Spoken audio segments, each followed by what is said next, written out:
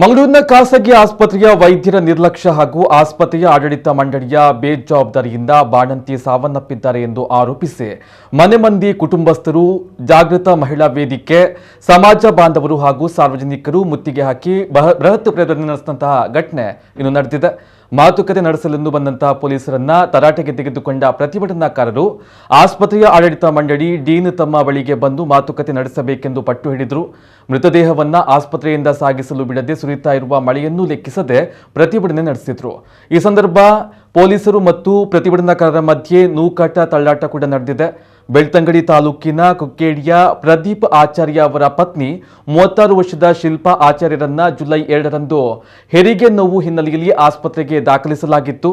ಆದರೆ ಈಕೆಯ ಆರೋಗ್ಯವನ್ನು ನೋಡಿಕೊಂಡಿದ್ದಂತಹ ವೈದ್ಯೆ ವೀಣಾ ಭಗವಾನ್ ಅವರು ಕೊನೆಯ ಕ್ಷಣದಲ್ಲಿ ಕೈ ಚೆಲ್ಲಿ ಆಸ್ಪತ್ರೆಗೆ ಬಾರದೆ ಡ್ಯೂಟಿ ಡಾಕ್ಟರ್ ಅವರಿಂದ ಸಿಸೇರಿಯನ್ ಮಾಡಿಸಿದ್ದಾರೆ. ವೈದ್ಯೆ ವೀಣಾಗೆ ಕರೆಯನ್ನ ಮಾಡಿದಾಗ ಭಾನುವಾರವಾದ ಕಾರಣ ನಾನು ಬರುವುದಿಲ್ಲ ಎಂದು ಉಡಾಫೆ ಮಾತನಾಡಿದ್ದಾರೆ. ವೀಣಾ ಅನುಪಸ್ಥಿತಿಯಲ್ಲಿ ಶಿಲ್ಪಾಗೆ ಸಿಸೇರಿಯನ್ ಮಾಡಿಸಿದ್ದು ಹೆಣ್ಣು ಮಗು ಜನನವಾಗಿದೆ. ಬಳಿಕ ಗರ್ಭಕೋಶ ತೆಗೆಯಬೇಕೆಂದು ಹೇಳಿದ್ದಾರೆ. 5 ದಿನಗಳ ನಂತರ ಬ್ರೈನ್ ಡ್ಯಾಮೇಜ್ ಆಗಿದೆ ಎಂದಿದ್ದಾರೆ. ಜುಲೈ 25ರಂದು ಐಸಿಯುನಲ್ಲಿ ಶಿಲ್ಪಾ ಸಾವನ್ನಪ್ಪಿದ್ದಾಗಿ ಮನೆ ಮಂದಿಗೆ ಮಾಹಿತಿ ನೀಡಿದ್ದಾರೆ ಎಂದು ಮಹಿಳಾ ಹೋರಾಟಗಾರ್ತಿ ಪವಿತ್ರ ಆಕ್ರೋಶ ವ್ಯಕ್ತಪಡಿಸಿದರು. ಇದು ಸಂಪೂರ್ಣ ವೈದ್ಯರ ಮತ್ತು ಆಸ್ಪತ್ರೆಯ ಬೇಜವಾಬ್ದಾರಿ ಮತ್ತು ಆಸ್ಪತ್ರೆಯ ನಿರ್ಲಕ್ಷ್ಯದಿಂದ ಆಗಿದೆ. ನಾವು ಇಷ್ಟು ಪ್ರತಿಭಟನೆ ನಡೆಸ್ತಾ ಇದ್ರು ಆಡಳಿತ ಮಂಡಳಿ ಯಾವೊಬ್ಬನು ಬಂದು ನಮ್ಮ ನೋವನ್ನ ಕೇಳಿಲ್ಲ ಎಂದು ಶಿಲ್ಪಾ ಪತಿ ಪ್ರದೀಪ್ ಆಚಾರ್ಯ ಕದ್ರಿ ಪೊಲೀಸ್ ಠಾಣೆಗೆ ದೂರು ನೀಡಿದ್ದಾರೆ. ಇನ್ನು ಮರಣೋತ್ತರ ಪರೀಕ್ಷೆಗಾಗಿ ಸರ್ಕಾರಿ ವೆನ್ಲಾಕ್ ಆಸ್ಪತ್ರೆಗೆ ಮೃತದೇಹ ರವಾನೆ ಮಾಡುವ ವೇಳೆ ಆಸ್ಪತ್ರೆ ಬಳಿ ಮೃತದೇಹ ತಡೆದು ಸಂಬಂಧಿಕರು ಸಾರ್ವಜನಿಕರು ಆಕ್ರೋಶವನ್ನು ವ್ಯಕ್ತಪಡಿಸಿದ್ದಾರೆ. ಸುರಿತಾ ಇರುವ ಮಳೆಯನ್ನು ಲೆಕ್ಕಿಸದೆ ಉಗ್ರ ಪ್ರತಿಭಟನೆ ನಡೆಸಿದ್ದಾರೆ. ಕೆಲವರು ಪೊಲೀಸರ ವಿರುದ್ಧ ಧಿಕ್ಕಾರ ಕೂಗಿ ಆಕ್ರೋಶವನ್ನು ವ್ಯಕ್ತಪಡಿಸಿದ್ರು. ಕೊನೆಗೂ ಪೊಲೀಸ್ ಬಲವನ್ನ ಪ್ರಯೋಗಿಸಿ ಮೃತದೇಹವನ್ನ ಮರಣೋತ್ತರ ಪರೀಕ್ಷೆಗಾಗಿ ಸಾಗಿಸಲಾಗಿದೆ. ಪೊಲೀಸರು ಬಿಗಿ ಬಂದೋಬಸ್ತನ್ನ ಏರ್ಪಡಿಸಿದ್ರು. ಇನ್ನು ಡಿವೈಎಫ್ಐ ಸಂಘಟನೆ ಸದಸ್ಯರು ಆಸ್ಪತ್ರೆಗೆ ಬಂದು ಮೃತ ಮಹಿಳೆಯ ಕುಟುಂಬಿಕರಿಗೆ ಸಾಂತ್ವನ ಹೇಳಿದ್ದಲ್ಲದೆ ಪರಿಹಾರ ತೆಗೆಸಿಕೊಡುವ ಭರವಸೆಯನ್ನ ನೀಡಿದ್ದಾರೆ. ಜಿಲ್ಲಾ ಆರೋಗ್ಯ ಅಧಿಕಾರಿ ಕಿಶೋರ್ ಕುಮಾರ್ ಅವರ ನೇತೃತ್ವದಲ್ಲಿ ಆಸ್ಪತ್ರೆಯ ಡೀನ್ ಡಿವೈಎಫ್ಐ ಮುಖಂಡರ ಜೊತೆ ಮಾತುಕತೆ ನಡೆಸಿದ್ದು ಮೃತ ಮಹಿಳೆಗೆ ನ್ಯಾಯ ಕೊಡಿಸುವ ಭರವಸೆ ನೀಡಿದ್ದಾರೆ. ಇನ್ನು ಡಿಎಚ್ಒ ನೇತೃತ್ವದಲ್ಲಿ 5 ಪ್ರತ್ಯೇಕ ತನಿಖಾ ತಂಡ ರಚಿಸಿ ಕರ್ನಾಟಕ ಮೆಡಿಕಲ್ ಕೌನ್ಸಿಲ್ ನೀಡುವಂತಹ ವರದಿಯನ್ನ ಡಿಎಚ್ಒ ಅವರು ಜಿಲ್ಲಾಧಿಕಾರಿಗಳಿಗೆ ಒಪ್ಪಿಸಿದ ಬಳಿಕ ಅವರು ಕ್ರಮವನ್ನ ಕೈಗೊಳ್ಳಲಿದ್ದಾರೆ ಎಂದು ಡಿವೈಎಫ್ಐ ಮುಖಂಡರು ತಿಳಿಸಿದ್ದಾರೆ. ಒಂದು ಹೆಣ್ಣು ಮಗಳಿಗೆ ಅನ್ಯಾಯ ಆಗಿದೆ, ಒಂದು ಹೆಣ್ಣು ಮಗಳ ದುರಂತ ಸಾವಾಗಿದೆ.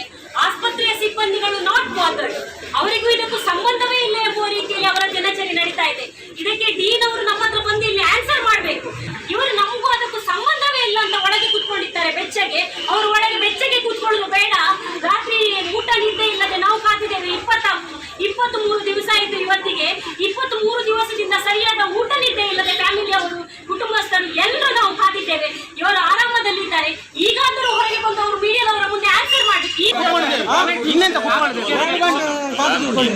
ಹಾಗಾದ್ರೆ ಪ್ರೈವೇಟ್ ಇನ್ಸ್ಟಿಟ್ಯೂಷನ್ ಅಲ್ಲಿ ಕ್ರೈಮ್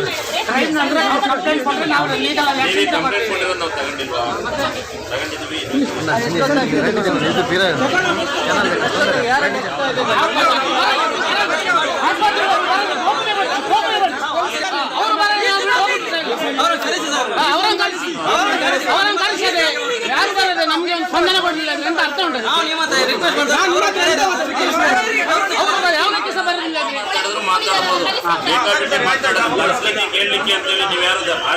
ಅವಶ್ಯಕತೆ ಇಲ್ಲ. ಒಂದು ನಿಮಿಷ ಕೇಳಿಯಪ್ಪ. ಇದಕ್ಕೆ ಸಂಬಂಧಪಟ್ಟಂತೆ ನಿನ್ನೆಯಿಂದ ರಾತ್ರಿಯಿಂದ ಇವ್ರ ಜೊತೆಲಿ ನಾವಿದ್ದೇವೆ.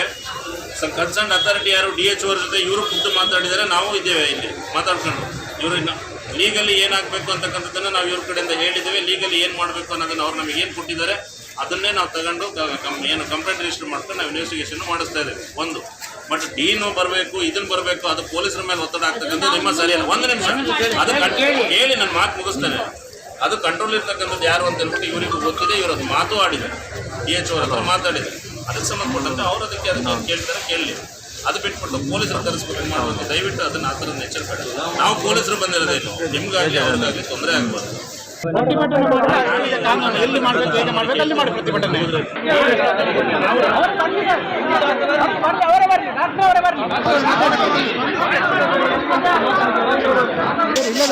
ಅನ್ಯಾಯವಾಗಿ ಒಂದು ಹೆಣ್ಣು ಮಗಳನ್ನು ಇಲ್ಲಿ ತಂದು ಸಾಯಿಸಿದೆ.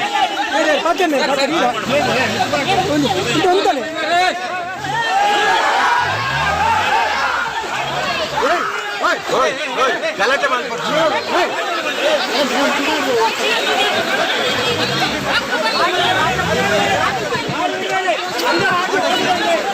ದಯಮಾಡಿ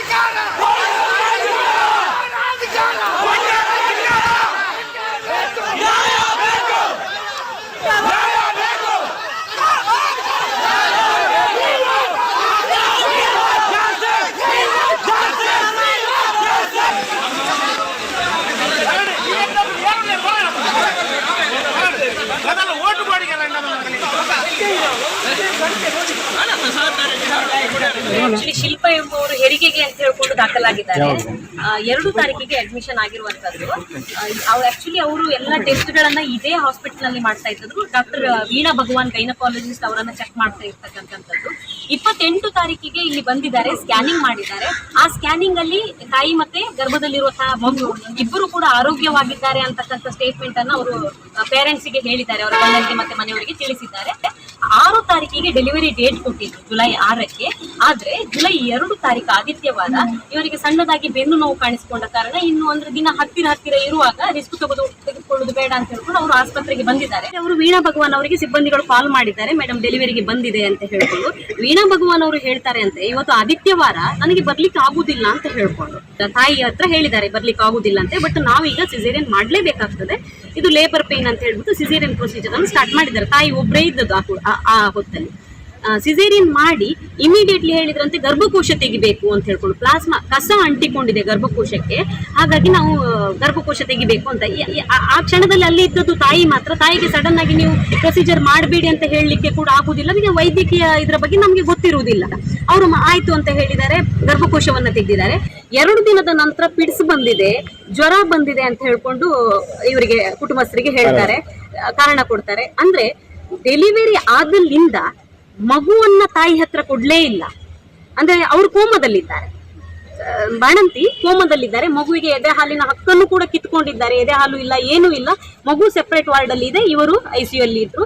ಆಮೇಲೆ 2 ದಿನ ಆದ ನಂತರ, ಅದಾಗಿ 5 ದಿನ ಆದ ನಂತರ MRI ಸ್ಕ್ಯಾನಿಂಗ್ ಮಾಡಿ ಬ್ರೈನ್ 70% ವರ್ಕ್ ಆಗ್ತಾ ಇಲ್ಲ ಅಂತಕ್ಕಂಥ ಒಂದು ಸ್ಟೇಟ್ಮೆಂಟ್ ಕೊಟ್ಟಿದ್ದಾರೆ. ಆ ಸ್ಟೇಟ್ಮೆಂಟ್ ಕೊಡುವಾಗ ನಿಮ್ಮ ಫ್ಯಾಮಿಲಿಯವರಿಗೆಲ್ಲ ಹೇಳಿಬಿಡಿ ಅಂತ ಹೇಳಿದ್ದಾರೆ. ಯಾವ ಅರ್ಥದಲ್ಲಿ ಅದು ಹೇಳಿದ್ರು ಅಂತ ಹೇಳ್ಕೊಂಡು ಅದರಲ್ಲಿ ಗೊತ್ತಾಗ್ತದೆ. ಫ್ಯಾಮಿಲಿ ಅವರಿಗೆಲ್ಲ ಬಂದು ನೋಡ್ಲಿಕ್ಕೆ ಹೇಳಿಬಿಡಿ ಅಂತ ಹೇಳ್ಕೊಂಡು, ಅದು ನಾವು ಹೇಳುವಂಥದ್ದು ಲಾಸ್ಟ್ ಸ್ಟೇಜ್ ಅಲ್ಲಿ ಅಲ್ವಾ. ಮತ್ತೆ ನಮ್ಮ ಪ್ರಶ್ನೆ, 28 ತಾರೀಕಿಗೆ ಸ್ಕ್ಯಾನಿಂಗ್ ಮಾಡಿದ್ದಾರೆ. ಆ ಸ್ಕ್ಯಾನಿಂಗ್ ಅಲ್ಲಿ ತಾಯಿ ಮತ್ತೆ ಗರ್ಭದಲ್ಲಿರುವ ಮಗು ಚೆನ್ನಾಗಿ ಇತ್ತು, ಪ್ಲಾಸ್ಮಾದಲ್ಲಿ ಏನು ಕಸ ಅದು ಇದು ಎಂತ ಸಮಸ್ಯೆ ಇರಲಿಲ್ಲ ಗರ್ಭಕೋಶದಲ್ಲಿ. ಸಡನ್ ಆಗಿ ಡೆಲಿವರಿಗೆ ಬರುವಾಗ ಹೇಗೆ ಅದು ಚೇಂಜ್ ಆಯ್ತು? ಅದು ಅವ್ರು ಕೇಳುವಾಗ ಹೇಳ್ತಾರೆ ಕೆಲವರಿಗೆ ಗೊತ್ತಾಗುದಿಲ್ಲ, ಕೆಲವರದಲ್ಲಿ ಹಾಗೆ ಇರ್ತದೆ. ಅದೇ ಲೇಡಿ ನಮ್ಮ ಶಿಲ್ಪಾ ಅವರದ್ದು ಡೆಲಿವರಿ ಆಗುವ 2-3 ದಿನ ಆಸುಪಾಸಿನಲ್ಲಿ ಇನ್ನೊಂದು ಲೇಡಿಗೆ ಅವರು ಡೆಲಿವರಿ ಮಾಡಿದ್ದಾರೆ. ಅವರದ್ದು ಲಾಸ್ಟ್ ಸ್ಕ್ಯಾನಿಂಗ್ ಅಲ್ಲಿ ಹೇಳಿದ್ದಾರೆ ಕಸ ಅಂಟಿಕೊಂಡಿದೆ ಅಂತ ಹೇಳ್ಕೊಂಡು.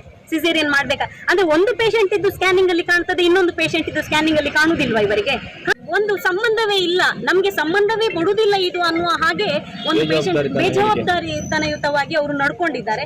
ವೀಣಾ ಭಗವಾನ್ ಅವರು ಒಂದು ಸ್ಟೇಟ್ಮೆಂಟ್ ಅನ್ನು ಕೊಡ್ತಾರೆ, ಇದು ದಯವಿಟ್ಟು ನೀವು ಪ್ರತಿ ಹೆಣ್ಣು ಮಗಳಿಗೆ ತಲುಪಿಸಬೇಕು. ಮೀಡಿಯಾದವರು ಪ್ರತಿ ಹೆಣ್ಣು ಮಗಳು ಇದನ್ನ ಅರ್ಥ ಮಾಡ್ಕೊಳ್ಬೇಕು. ನನ್ನ ಕ್ಲಿನಿಕ್ಕಿಗೆ ಟೆಸ್ಟಿಗೆ ಅಂತ ಬರುವವರಿಗೆ ನಾನೇ ಡೆಲಿವರಿ ಮಾಡ್ತೇನೆ ಅಂತಕ್ಕಂಥ ಕಮಿಟ್ಮೆಂಟ್ ಅನ್ನು ನಾನು ಕೊಡುವುದಿಲ್ಲ. ಇನ್ನು ಆಸ್ಪತ್ರೆಗೆ ಬಂದವರನ್ನು ನಾನು ಯಾಕೆ ಡೆಲಿವರಿ ಮಾಡಬೇಕು, ನಾನು ಯಾಕೆ ರೆಸ್ಪಾನ್ಸಿಬಲ್ ಅನ್ನುವ ಕ್ವಶನ್ ಅನ್ನು ಅವರು ನಮ್ಮ ಮೇಲೆ ಹಾಕ್ತಾರೆ ಇರ್ತಕ್ಕಂಥದ್ದು. ಹಾಗಾಗಿ ಹೆಚ್ಚಿನ ಮಹಿಳೆಯರು ನಮಗೆ ಒಂದು ಪ್ರೈವೇಟ್ ಹಾಸ್ಪಿಟಲ್ ಅಲ್ಲಿ ಫ್ರೀ ಆಗಿ ಸಿಗ್ತದೆ ಅಲ್ಲ ಅನ್ನೋ ಉದ್ದೇಶದಿಂದ ಇಲ್ಲಿ ಬರ್ತಾರೆ. ಆದ್ರೆ ಇಲ್ಲಿ ಹಿಡನ್ ಅಜೆಂಡಾಗಳಿದೆ, ಇಲ್ಲಿ ತುಂಬಾ ಹಿಡನ್ ಅಜೆಂಡಾಗಳಿದೆ. ಏನಂತ ಹೇಳಿದ್ರೆ, ಡೆಲಿವರಿ ಆಗಿ 3 ದಿವಸ ಮಾತ್ರ ಅವರಿಗೆ ಫ್ರೀ ಇರ್ತಕ್ಕಂಥದ್ದು. ಆ 3 ದಿವಸದ ನಂತರ ಏನೆಲ್ಲ ಆಗ್ತದೆ ಅದು ಯಾರು ಕುಟುಂಬಸ್ಥರಿದ್ದಾರೆ ಅವರು ಆ ವೆಚ್ಚವನ್ನು ಭರಿಸಬೇಕು. ಮತ್ತೆ ಪ್ರತಿಯೊಂದು ಮಾತ್ರೆಗಳನ್ನು ಹೊರಗೆ ಬರೆದು ಕೊಡ್ತಾರೆ, ಮಾತ್ರೆ ಇಂಜೆಕ್ಷನ್. ಆಮೇಲೆ ಆಯುಷ್ ಇದ್ದು ಕ್ಲೇಮ್ ಮಾಡ್ಕೊಳ್ತಾರೆ. ಇದೆಲ್ಲ ಜನರಿಗೆ ಗೊತ್ತಿರುವುದಿಲ್ಲ. ಇನ್ನೊಂದೇನಂತ ಹೇಳಿದ್ರೆ, ಯಾರು ಟೆಸ್ಟ್ ಮಾಡಿರ್ತಾರೆ ಟೆಸ್ಟ್ ಅದೇ ಡಾಕ್ಟರ್ ಮಾಡ್ತಾರೆ, ಒಂದೇ ಡಾಕ್ಟರ್ ಟೆಸ್ಟ್ ಮಾಡ್ತಾರೆ ಕೊನೆ ತನಕ. ಆದ್ರೆ ಡೆಲಿವರಿ ಆ ಡಾಕ್ಟರ್ ಮಾಡುದಿಲ್ಲ, 4 ಯೂನಿಟ್ ಇರ್ತದೆ ಅಂತೆ ಇಲ್ಲಿ. ಆ 4 ಯೂನಿಟ್ ಅಲ್ಲಿ 4 ಡ್ಯೂಟಿ ಡಾಕ್ಟರ್ ಇರ್ತಾರೆ ಅಂತೆ. ಯಾರಾಗ್ತಾರೆ ಈಗ? ನಾಯಿಗೆ ನಾವು ಅನ್ನ ಬಿಸಾಡುದಿಲ್ವಾ? ಯಾರಾದ್ರೆ ನಾಯಿದೊಂದು ಹೊಟ್ಟೆಗೆ ಹೋದ್ರೆ ಆಯ್ತು ಅಂತದ್ದು. ನೋಡಿ, ಒಂದು ಗರ್ಭಿಣಿ ಹೆಂಗಸು ಒಂದು ಮಗುವಿಗೆ ಜನ್ಮ ಕೊಡುದು ಅಂತ ಹೇಳಿದ್ರೆ ಇದು ಸಣ್ಣ ಮಟ್ಟದ ವಿಚಾರ ಅಲ್ಲ. ಇದು ಇವರು ನಾಯಿಗೆ ಅನ್ನ ಹಾಕುವಂತಹ ಪರಿಸ್ಥಿತಿಯನ್ನು ಇವರು ಯಾವತ್ತೂ ಮಾಡಬಾರ್ದು. ಡೆಲಿವರಿ ಆಗುವಾಗ ಎಷ್ಟು ಹೆಣ್ಣು ಮಗಳ ಸಾವಾಗಿದೆ, ಆ ಸಾವು ಯಾಕೆ ಆಗಿದೆ ಎನ್ನುವುದರ ಬಗ್ಗೆ ಕೂಡ ತನಿಖೆಯನ್ನ ಮಾಡಬೇಕು. ಸಾವಿಗೆ ಇವರು ಎಂತ ನ್ಯಾಯ ಕೊಡ್ತಾರೆ? ಇಷ್ಟು ಜನ ಸೇರಿದ್ರು, ಇಷ್ಟು ಇದು ಮಾಡಿದ್ರು, ಇನ್ನೂ ನಮ್ಮ ಹತ್ರ ಮಾತಾಡ್ಲಿಕ್ಕೆ ನಿನ್ನೆಯಿಂದ ಬರಲಿಲ್ಲ. ಎಷ್ಟು ಇನ್ನು ಮಾತಾಡುವಷ್ಟು ಶಕ್ತಿ ನನಗಿಲ್ಲ. 25 ದಿವಸದಿಂದ ಇದೇ ಆಸ್ಪತ್ರೆಯಲ್ಲಿ ಇದ್ದೇನೆ. ಕೋಮಾದಲ್ಲಿ ಹೆಂಡತಿಯನ್ನು ICಯಲ್ಲಿ ಮಲಗಿಸಿ ನನ್ನನ್ನು ಈ ಪರಿಸ್ಥಿತಿಗೆ ತಂದಿಟ್ಟು ಈಗ ಇಷ್ಟು ಮಾಡಿ ಸಹ ನಮ್ಮ ಹತ್ರ ಒಂದು ನಿಮ್ಗೆ ಎಂತ ನ್ಯಾಯ ಕೊಡುವ ಅಂತೇಳಿ ಇದುವರೆಗೆ ಬರಲಿಲ್ಲ ಮಾತಾಡಲಿಕ್ಕೆ. 2 ಹೆಣ್ಣು ಮಕ್ಕಳನ್ನು ನಾನು ಹೇಗೆ ದುಡ್ಡು ಮಾಡ್ದು. ಡಾಕ್ಟರ್ ಸರ್ ಏನು ರೆಸ್ಪಾನ್ಸೇ ಮಾಡಿಲ್ಲ ಡಾಕ್ಟರ್ ಸರ್? ನಿನ್ನೆ ಡೆತ್ ಆದ ನಂತರ ನಮಗೆ ಹೊರಗೆ ಬಂದು ಇನ್ನೂ ಸಹ ಮಾತಾಡಲಿಲ್ಲ. ಒಳಗಿಂದ ಮಾತಾಡಿದ್ದಾರೆ, ಮತ್ತೆ ನಮ್ಮ ಹತ್ರ ಬಂದು ಮಾತಾಡಲಿಲ್ಲ. ಹಾಗೆ ಎಲ್ಲ ಪ್ರೊಸೀಜರ್ ಮಾಡಿದರು. ಲಾಸ್ಟಿಗೆ 70% ಬ್ರೈನ್ ಡೆಡ್ ಆಗಿದೆ ಅಂತ ಹೇಳಿದರು. ಆನಂತರ ಸಹ ಟ್ರೀಟ್ಮೆಂಟ್ ಮಾಡಿದರು. ಆನಂತರ ಸಹ ನಾವು ಉಳಿಸಿಕೊಳ್ಳಲಿಕ್ಕೆ ಪ್ರಯತ್ನ ಬರ್ತಾ ಇದ್ದೇವೆ ಅಂತ ಹೇಳಿದರು. ಆಲ್ಮೋಸ್ಟ್ 22 ಡೇಸ್ ಆದ ನಂತರ ನಿನ್ನೆ ಇದಾಗಿದೆ ಅಂತ ಹೇಳಿದರು. ಆನಂತರ ನನಗೆ ಎಂತ ಅವರು ನ್ಯಾಯ ಕೊಡ್ತಾರೆ ಅಂತ ವೀಣಾ ಭಗವಾನ್ ಅದೇ ಅವರು ಬರದಿದ್ದರಿಂದ ಇಷ್ಟೆಲ್ಲ ಅನಾಹುತ ಆಗಿದೆ. ಮತ್ತು ಈ ಹೆಣ್ಣು ಮಗಳ ಸಾವಿಗೆ ಆ 2 ಮಕ್ಕಳಿಗೆ ಇವರು ಆಡಳಿತ ಮಂಡಳಿ ವೈದ್ಯರು ಎಂಥ ಉತ್ತರ ಕೊಡ್ತಾರೆ ಅಂತೇಳಿ ನಾವು ಕಾಯ್ತಾ ಇದ್ದೇವೆ. ಹೊರಗಿಂದ ಇದರಿಂದ ಹೋಗಲಿಕ್ಕೆ ಅವಕಾಶ ಮಾಡಿ ಕೊಡಲಿಲ್ಲ. ಆದರೆ ಬೇರೆ ರೂಟಿಂದ ಕೊಂಡೋಗ್ಲಿಕ್ಕೆ ಟ್ರೈ ಮಾಡಿದ್ರು. ಆದರೆ ನಮ್ಮ ಒತ್ತಾಯದಿಂದ ಈಗ ಎದುರಿಂದ ಬಂದದ್ದು.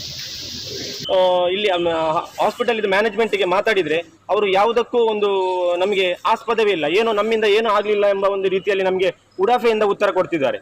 ಹಾಗಾಗಿ ನಮಗೆ ಇಲ್ಲಿ ಇಂಥ ಮೋಸ ನಮ್ಮಲ್ಲಿ ನಡೀತಾ ಉಂಟು. ಆದರೆ ಯಾರು ಮುಂದೆ ಬಂದು ಮಾತಾಡುವವರಿಲ್ಲ. ಯಾಕಂದರೆ ದೊಡ್ಡ ದೊಡ್ಡ ಹಾಸ್ಪಿಟಲ್ಸ್ ಅವರು ಏನು ಅವರಿಗೆ ಬೇಕಾದ ಈಗ ನಾವು ಏನು ಇದರ ಬಗ್ಗೆ ಕಂಪ್ಲೇಂಟ್ ರಿಜಿಸ್ಟರ್ ಮಾಡಿದರೂ ಕೂಡ ಅದಕ್ಕೆ ಬೇಕಾದದ್ದು ಏನು ರಿಪೋರ್ಟ್ಸ್ ಉಂಟು ಅದನ್ನೆಲ್ಲ ಅವರು ರೆಡಿ ಮಾಡಿಡ್ತಾರೆ. ಅದಕ್ಕೆ ಬೇಕಾದ ಪೂರಕವಾದ ದಾಖಲೆ ಎಲ್ಲ ಕೊಡ್ತಾರೆ, ಕೇಸ್ ಬಿದ್ದು ಹೋಗ್ತದೆ. ಆದರೆ ಇದು ಜನರಿಗೆ ಇದರ ಒಂದು ಅವೇರ್ನೆಸ್ ಕ್ರಿಯೇಟ್ ಆಗಬೇಕು. ಇಲ್ಲಿ ಹೆರಿಗೆಗೆ ಬರುವ ಪ್ರತಿಯೊಂದು ತಾಯಿಗೂ ಅವಳಿಗೆ ಗೊತ್ತಾಗಬೇಕು ಇಲ್ಲಿ ಏನು ನಡೀತಾ ಉಂಟು ಅಂತ ಹೇಳಿಕೊಂಡು. ಯಾಕಂದರೆ ಅಂಥ ಬೇಜವಾಬ್ದಾರಿ ಹೇಳಿಕೆಯನ್ನು ಡಾಕ್ಟರ್ ವೀಣಾ ಭಗವಾನ್ ಕೊಡ್ತಾರೆ. ನಮಗೆ ನಿಜವಾಗಿ ಕೇಳುವಾಗ ತುಂಬ ನಾವು ಏನು ಅವರಿಗೆ ಅವರ ಹತ್ರ ಕನಿಷ್ಠ ಜ್ಞಾನ ಇಲ್ಲ, ಆ ರೀತಿ ನಮ್ಮ ಹತ್ರ ಮಾತಾಡ್ತಾರೆ. ಇಲ್ಲಿ ಏನು ಇದು ಮೆಡಿಕಲ್ ಕಾಲೇಜ್ ಅಂತ ನಾವು ಹೇಳ್ತೇವೆ. ಇಲ್ಲಿ ಒಂದು ಏನಾಗ್ತದೆ ಅಂತ ಹೇಳಿದರೆ ಒಂದು ಬಡವರ ಒಂದು ಜೀವಕ್ಕೆ ಬೆಲೆ ಇಲ್ಲದ ಹಾಗೆ ಆಗಿದೆ. ಒಂದು ಪ್ರಯೋಗಶಾಲೆ. ಬಡವರ ಜೀವ ಬಂದರೆ ಅದನ್ನು ಕೊಯ್ದು ತಿಂದು ಅದನ್ನೇನು ಅವರಿಗೆ ಬೇಕಾದ ಎಕ್ಸ್ಪೆರಿಮೆಂಟ್ ಮಾಡ್ತಾರೆ.